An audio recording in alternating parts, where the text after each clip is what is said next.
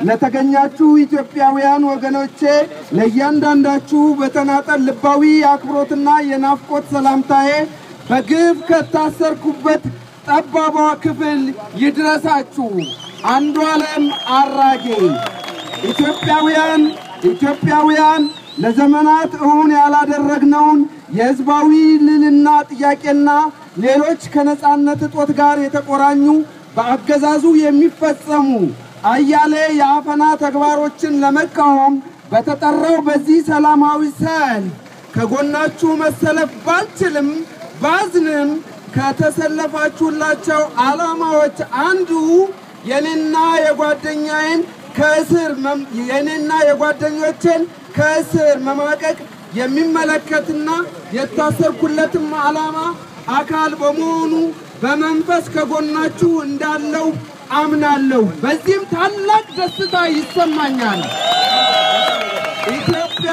ኢትዮጵያ ህዝባዊ ልዕልና የሰፈነባት የነጻነትና የዲሞክራሲ ምድር ትሆን ዘንድ የቀድሞ ትውልዶች ከፍተኛ መስዋዕትነት ከፍለዋል። ሌላውን ትተን የዛሬ 40 ዓመት የተደረገው ትግል ብቻ መጥቀስ ጥሩ ምሳሌ ይሆናል። የዛሬ 40 ዓመት ህዝባዊ መንግስት ለመመስረት በሚል በተደረገ ትግል ሊለካ የማይችል መስዋዕትነት ተከፍሏል። ነገር ግን ከጎናቸው ተሰልፈን ታገልን የሚሉን ወገኖች ዛሬ የኢትዮጵያን ህዝብ እግር ከወርች አስረው እየረገጡት ይገኛሉ። ዛሬም ከ40 ዓመት በኋላ የኢትዮጵያ ህዝብ የሉዓላዊ ስልጣን ባለቤት መሆን አልቻለም። ዛሬም ከ40 ዓመት በኋላ ህዝቡ ከገጠር እስከ ከተማ በካድሬዎች ፈርጣማ መዳፍ እየታሸ ይገኛል።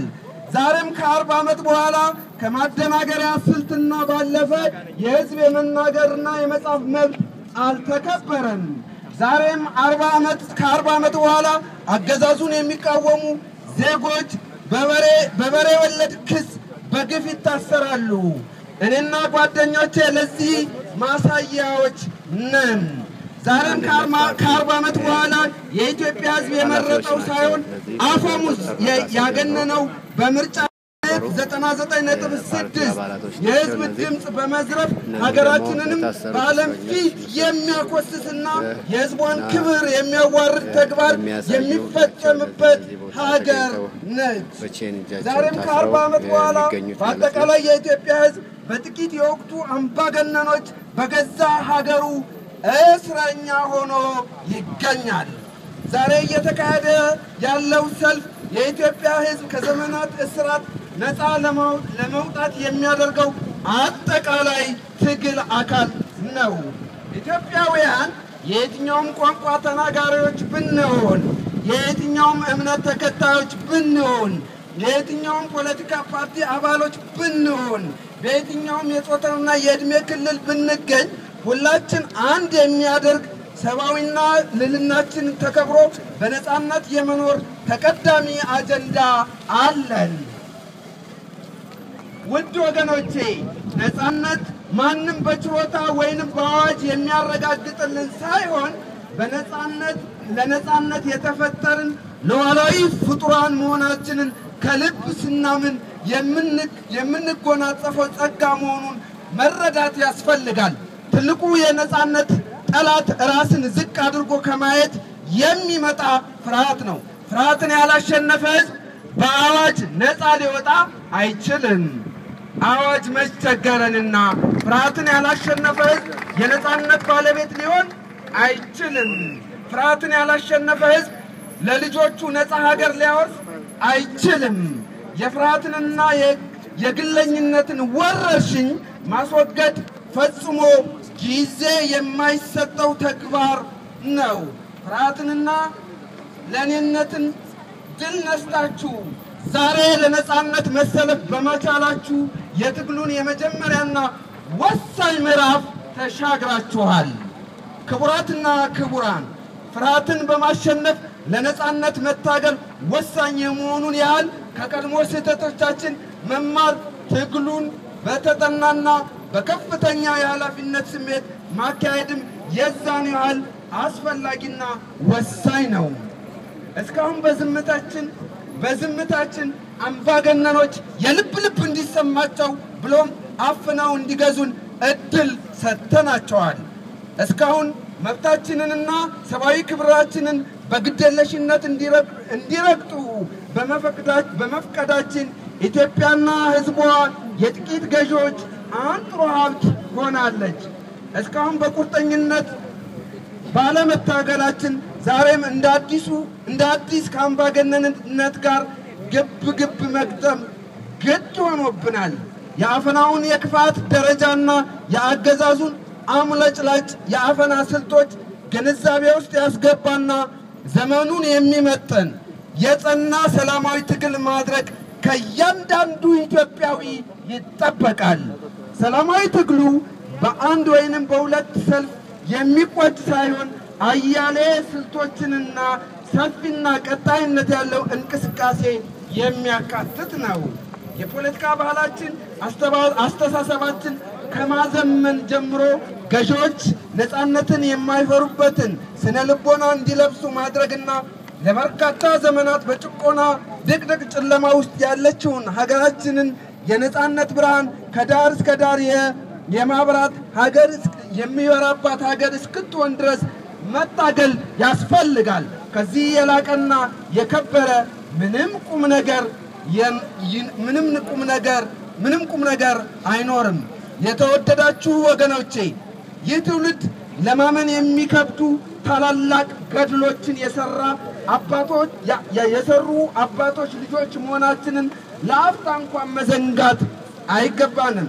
በተግባርም የላቀ ገድል በመስራት ማንነቱን ሊያስመሰክር ይገባል። አባቶቻችን የሞቱላትንና የአጽማቸው ማረፊያ እትብታችን የተቀበረባትንና የሁለንተናዊ ማንነታችን ማህደርና የልጆቻችን ተስፋና መኖሪያ የሆነችውን የምንወዳትን ሀገራችንን ዲሞክራሲያዊ ስርዓት የሰፈነባት የማድረግ የህዝባዊ ሉዓላዊነት ምንጭ እስኪረጋገጥ ድረስ እጅ ለእጅ ተያይዘን ትግላችንን በጽናት መቀጠል ይጠበቅብናል። የዓላማና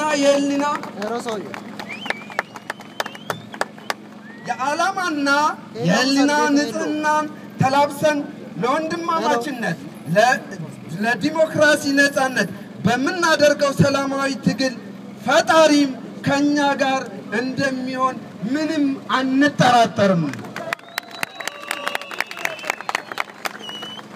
በመጨረሻም ይህንን አጋጣሚ በመጠቀም በእስራኤል አገር የሚገኙ ኢትዮጵያውያን እየከፈልኩት ላለው ዋጋ ዕውቅና ሰጥተው ስለዘከሩኝ የኢሳት ቴሌቪዥን ተመልካቾችና የዘሀበሻ ድረገጽ ታዳሚዎች የዓመቱ ምርጥ ሰው ብለው ስለመረጡ ያጎናጸፉን ትልቅ ክብር ከፍ ያለ ምስጋና ለማቅረብ እወዳለሁ። እንዲሁም ሰማያዊ ፓርቲ በግፍ የታሰርን ሰዎች እንድንፈታ በመጠየቁ አመሰግናለሁ። በአጠቃላይ በጸሎት ከማሰብ ጀምሮ በሀገር ውስጥና በውጭ ሀገራት የምትገኙ ኢትዮጵያውያን ወገኖቼ በተለያዩ እንቅስቃሴዎች ከጎኔ በመቆማችሁ የላቀ ምስጋናዬ በያላችሁበት ይድረሳችሁ። ይህ የመከራ የሐሩር ወቅት አልፎ ብርሃን በመላው የጸደይ ወቅት በነፃነት ለመኖር ትግላችንን ከመቼውም ጊዜ በላቀ ሁኔታ አጠናክረን ልንቀጥል ይገባል። የኢትዮጵያ ሕዝብ ሆነ ህሊናዬን የሚያሳዝን አንዳች ነገር ፈጽሜያለሁ ብዬ አላምንም። ፍጹም ሰላም ይሰማኛል። እኔን እዚህ ያቆመኝ የነፃነት ናፍቆት ነው። አንዱዓለም አራጌ ከቃሊቲ እስር ቤት